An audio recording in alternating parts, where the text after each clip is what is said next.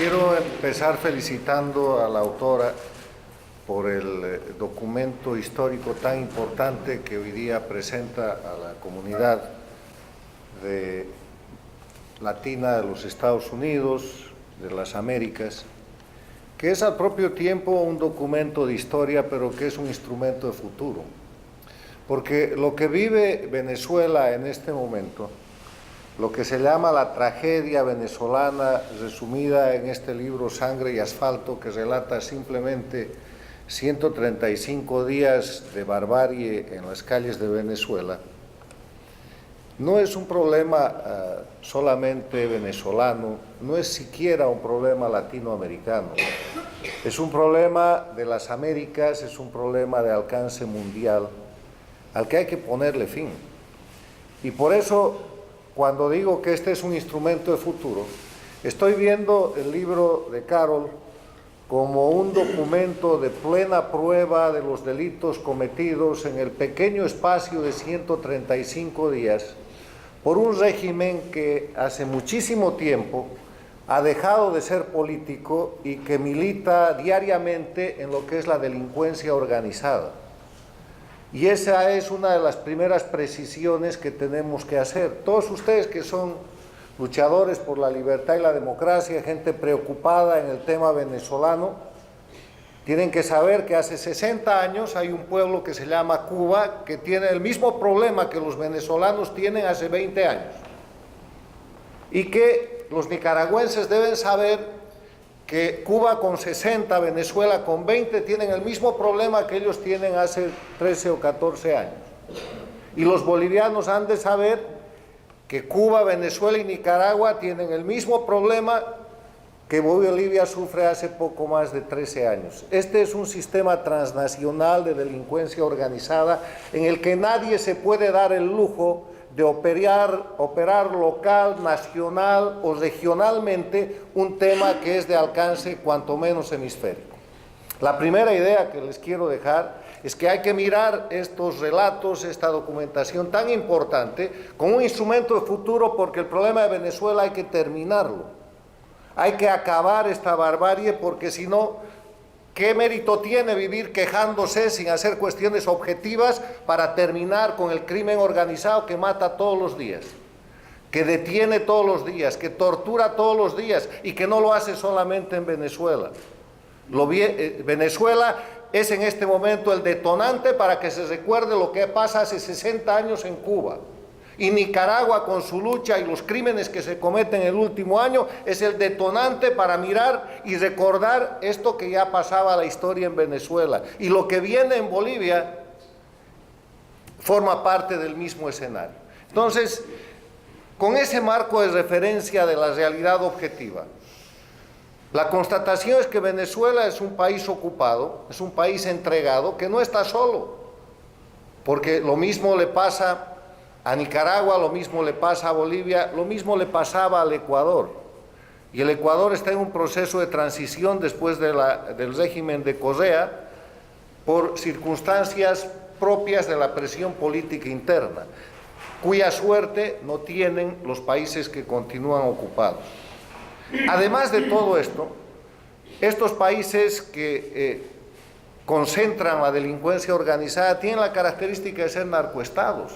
Aquí nadie ha dicho que a Venezuela la han convertido en el eje, en el hub del narcotráfico en las Américas, para traficar la droga de los sindicatos cocaleros de Evo Morales de Bolivia y de las FARC y el ELN de Colombia.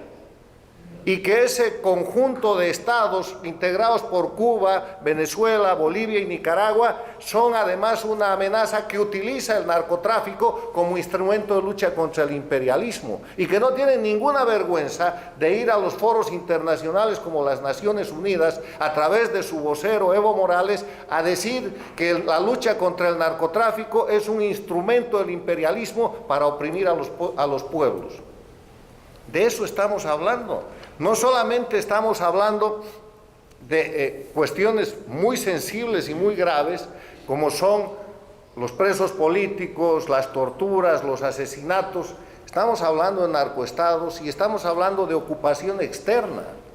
Ocupación externa que trata de reeditar en el siglo XXI el escenario de la Guerra Fría que se acabó con la desaparición de la Unión Soviética y que a través de la manipulación cubana trata de presentar una confrontación local o regional como una confrontación de alcance mundial con la presencia de Rusia, de la China y sobre todo de Irán. Irán está presente en todos estos países y en esas circunstancias resulta absolutamente difícil que la simple denuncia o el testimonio, que son muy valiosos, ayude a avanzar en el objetivo que debemos buscar, que es ponerle fin a este tipo de procesos. En este tema, para empezar a ponerle fin a estos regímenes de delincuencia organizada, primero hay que separarlos de la política, porque esto no es política. La política es otra cosa. La política es una actividad de servicio público, sujeta a control de la opinión pública, sujeta a control de autoridad, sujeta a rendición de cuentas. La política es una actividad que se ejerce por mandato de la gente y que está sujeta sobre todo a algo que se llama Estado de Derecho, que no es otra cosa de que la ley está por encima de la voluntad o el poder de cualquier individuo. Esto no es política.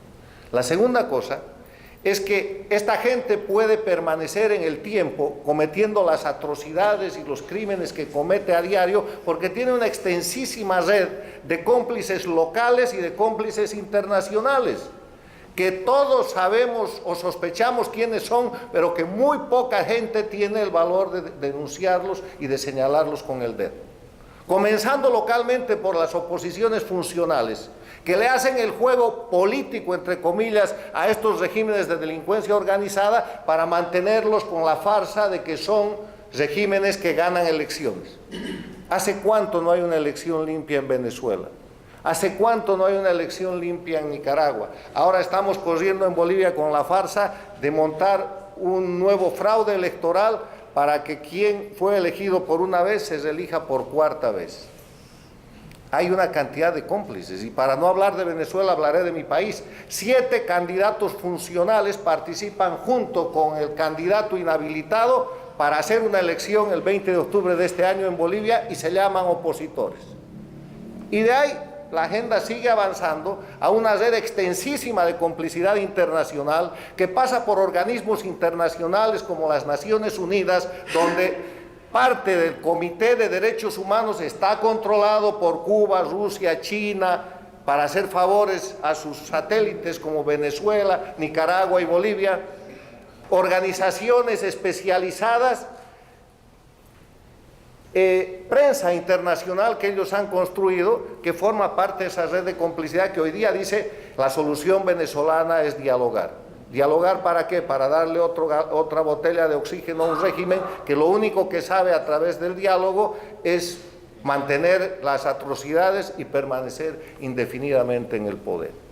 Y la otra cuestión, además de denunciar a esa red de complicidad y a esa red de gente comprometida con este sistema de oprobio internacional, que son nacionales, mucha gente conocida por ustedes, amigos suyos y amigos míos o conocidos nuestros, que es un sistema internacional. Además de eso, la tercera cosa que hay que hacer, hay que apoyar a la gente que está combatiendo este sistema de delincuencia organizada transnacional, bajo la sencilla regla de que los enemigos del enemigo son amigos. No hay que dejarse llevar a la confusión de que con cualquier pretexto, la gente que está tratando de retirar los regímenes de delincuencia organizada en la región, empezando por Venezuela, siguiendo con Cuba, van a tener por delante una serie de acusaciones, pecados o falsedades, cuando a los regímenes de delincuencia organizada, a esto que se llama dictaduras del castrochavismo, se les permite todo. Yo termino con esas reflexiones felicitando nuevamente a la autora, ponderando su libro de historia y de futuro, en mi criterio, pero invitándolos a ser más activos en este tema. Ya hay que salir de la lamentación, es importante. Hay que ir a la denuncia. Ustedes conocen la gente que en Venezuela son cómplices del régimen y que no dejan que ese régimen termine de caer. Muchas gracias.